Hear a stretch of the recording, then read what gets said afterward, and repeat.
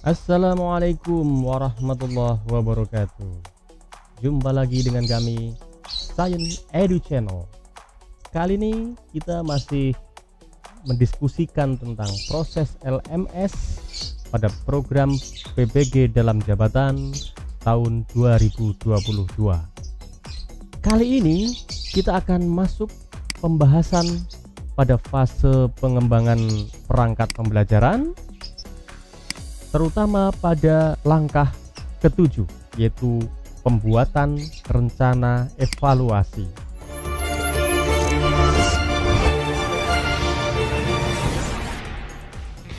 Jangan lupa like, subscribe, dan tekan tombol lonceng serta share video ini. Ya, ini dia kegiatan pada langkah pembuatan rencana evaluasi. Seperti biasa ada daftar hadir peserta. Untuk bahan pembelajaran kosong, jadi di sini kita akan berkreasi untuk bekerja sendiri dalam mengembangkan instrumen tanpa ada lembar kerja.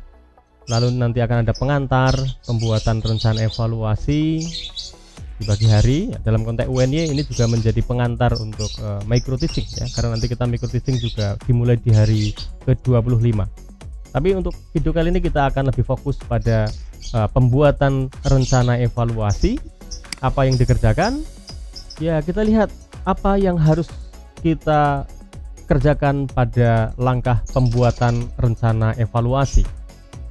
Kalau kita perhatikan apa yang ada di LMS, tagihan yang harus diunggah pada langkah ini terdiri dari ada jurnal refleksi, ada lembar observasi, ada penilaian hasil wawancara, ada hasil survei kepada murid, guru, kepala sekolah, orang tua, ada artefak hasil belajar siswa. Kalau menurut saya tidak harus semuanya kita bisa kembangkan. Yang prinsip kita akan mengembangkan instrumen untuk mengevaluasi apakah rencana aksi kita sudah berjalan dengan baik dan bagaimana hasilnya. Maka kalau saya coba buat rangkumannya, inilah beberapa instrumen yang harus kita kembangkan. Pertama adalah lembar observasi keterlaksanaan rencana aksi. Jadi kita akan sudah mengembangkan rencana aksi. Ada 2 rencana aksi yang kita kembangkan. Tentunya kita harus memastikan apakah rencana aksi itu berjalan dengan baik atau tidak. Maka untuk itu kita sediakan nanti lembar observasi keterlaksanaan rencana aksi. Apakah rencana aksi kita berjalan dengan baik? Apa yang masih kurang? Kita akan observasi dengan sebuah instrumen lembar observasi. Yang kedua, kita akan kembangkan lembar refleksi pelaksanaan aksi. Jadi setelah kita melakukan apa yang sudah kita rencanakan, di akhir pelaksanaan siklus PPL kita akan lakukan refleksi. Maka kali ini kita siapkan lembar refleksi pelaksanaan aksi sebagai instrumen kedua. Instrumen ketiga, ini menurut saya opsional, tambahan. Mungkin kita bisa mengembangkan wawancara, yaitu dengan membuat pedoman wawancara, bisa kepada peserta didik, bisa kepada guru lain yang bertindak sebagai observer. Jadi di lembar observasi begini kan berarti kita butuh observer nih. Nah, maka kita setelah melakukan proses observasi, sang observer juga bisa kita wawancarai tentang pelaksanaan rencana aksi kita. Kita juga bisa menambahkan survei barangkali, membuat angket kepuasan peserta didik setelah mengikuti pembelajaran. Ya, ini menurut saya opsional. Lalu yang terakhir, kita akan mengembangkan instrumen penilaian artefak atau karya siswa, atau kita sebut sebagai penilaian produk. Berikut saya berikan beberapa contoh instrumen yang bisa Bapak Ibu kembangkan di fase atau di langkah ketujuh ini. Yang pertama menurut saya ini mutlak, yakni lembar observasi keterlaksanaan rencana aksi. Misalnya berdasarkan identifikasi masalah dan penentuan solusi, Bapak Ibu sudah menentukan perlunya penerapan model pembelajaran problem based learning untuk menyelesaikan masalah yang dihadapi oleh Bapak Ibu ketika mengajar. Maka kita kembangkan ini lembar observasi keterlaksanaan rencana aksi penerapan model pembelajaran problem based learning. Begitu caranya. Bagaimana? Mudah saja, kita tidak membuat sesuatu yang sama sekali baru.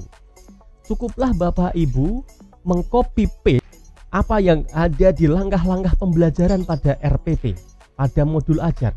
itu kita kopas saja di sini menjadi item-item yang akan kita observasi apakah item ini berjalan atau tidak. Bagi Bapak Ibu yang konsisten menggunakan format RPP yang pernah kami share pada video kami sebelumnya, kan bentuknya seperti ini ya Bapak Ibu ya. Di sini ada tahap pembelajaran terdiri dari pendahuluan, inti dan penutup. Lalu ada sintak model, tergantung Bapak Ibu menggunakan model apa. Misalnya kalau menggunakan problem based learning maka ada penyajian masalah, mengorganisasikan siswa untuk belajar, membimbing penyelidikan kelompok dan seterusnya. Ini sintak dari problem based learning. Lalu kan Bapak Ibu waktu itu di RPP kita sudah menyusun skenario, langkah-langkah pembelajarannya seperti apa.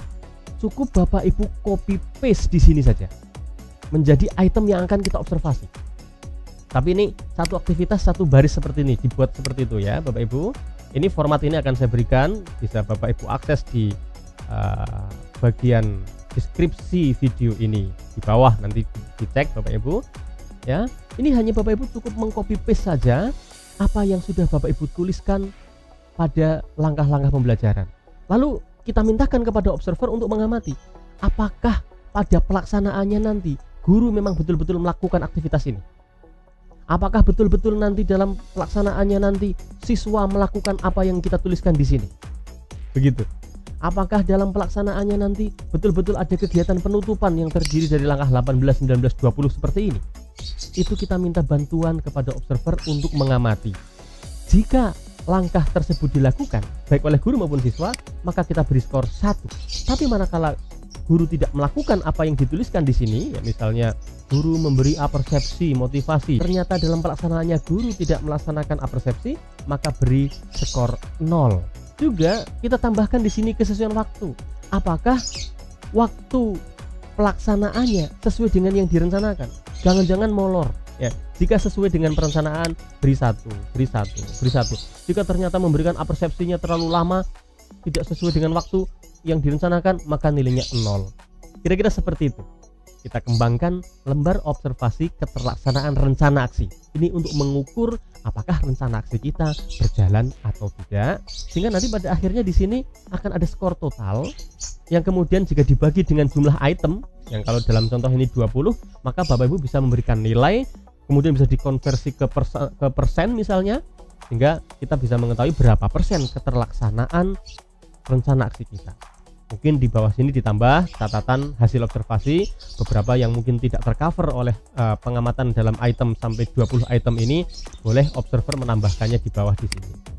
Lalu ini ditandatangani oleh observer tadi. Observer berasal dari guru, mungkin dari rumpun mapel yang sama yang tidak sedang ikut PPG, lalu bersedia untuk mengobservasi saat kita melakukan rencana aksi kita.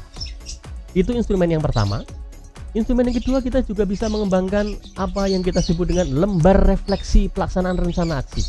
Ya, saya kira pertanyaannya bisa Bapak Ibu kembangkan sendiri, tapi beberapa contoh diantaranya misalnya seperti ini.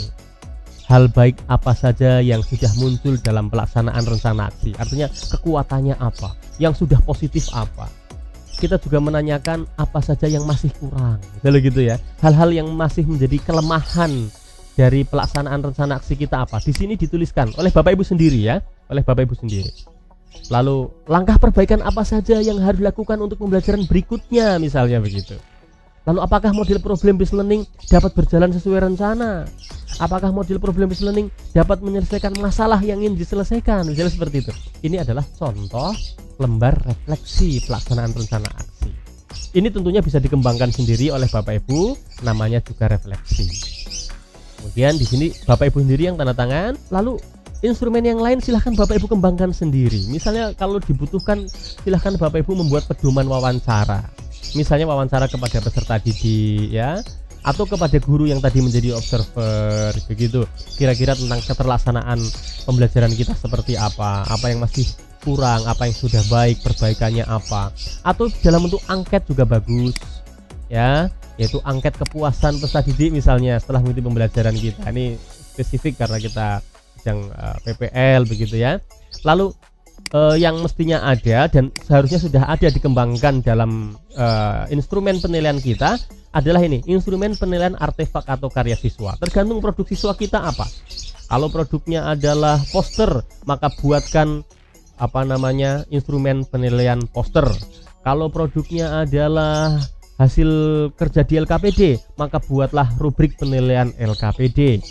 Dan silahkan, produk-produk yang lain semuanya perlu instrumen untuk menilainya. Begitulah teman-teman sekalian, mahasiswa peserta PPG tahun 2022. Semoga video ini membantu Anda terutama di dalam menyusun rencana evaluasi. Terima kasih, sampai jumpa pada video-video kami berikutnya. Assalamualaikum warahmatullahi wabarakatuh.